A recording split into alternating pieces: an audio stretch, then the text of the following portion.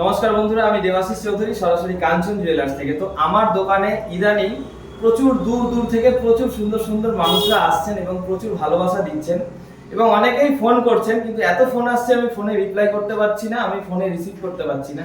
কিন্তু এর মধ্যেই ভগবান আমাদের এমন একটা সুযোগ করে দিয়েছেন, মানে বিশেষ করে আমাকে, আমার কপালটা এতই ভালো যে এখন আমার এত সুন্দর সুন্দর মানুষদের সাথে পরিচয় হচ্ছে। তো আমি চাইছি এই পরিচয়টা আজকে আপনাদের সকলের সাথে করব। আমার এক দিদি, উনি হাওড়া থেকে এসেছেন। তো উনি ভারত মাতার সেবায় নিয়োজিত আছেন বলে আজকে ওনাকে আমি একটা রত্ন উপাধি দিচ্ছি কাঞ্চন জুয়েলার্সের তরফ থেকে। ওনার সাথে প্রচুর গল্প, প্রচুর আড্ডা, প্রচুর কথা হয়েছে, খুব ভালো লেগেছে। আমার তো যেতে দিতেই ইচ্ছা করছে না, এখন যে আপনি আরো কিছুক্ষণ থাকুন, কিন্তু ওনার দেরি হয়ে গেছে যেহেতু অনেক দূরে যাবে। তো আজকে আমি আমাদের কাঞ্চন জুয়েলার্সের তরফ থেকে ওনাকে একটা সম্বর্ধনা দিচ্ছি, আর আমার মনের তরফ থেকে ওনাকে একটা রত্ন উপাধি দিচ্ছি। ধন্যবাদ দেবাশিসকে, ও আমার ভাইয়ের মতো।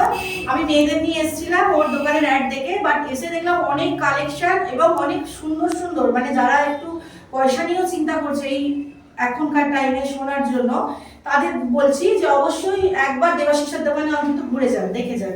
ওর ব্যবহার যেরকম ভালো, ওর জিনিসপত্র ওরকম ভালো। আমি নিজেও কেনাকাটা করেছি এবং আমার মেয়ের বিয়ে খুব তাড়াতাড়ি, মোটামুটি ওকেও এখানেই নিয়ে আসবো কেনাকাটা করাতে। আজকে আমি এসেছিলাম, আমার একটা দেরি হয়ে গেছে। দেবাশিসকে অসংখ্য ধন্যবাদ। এবং দেবাশিসের সঙ্গে যারা আছে ওর দোকানে প্রত্যেকটা ভাই খুব ভালো, ওদের ব্যবহারও খুব ভালো।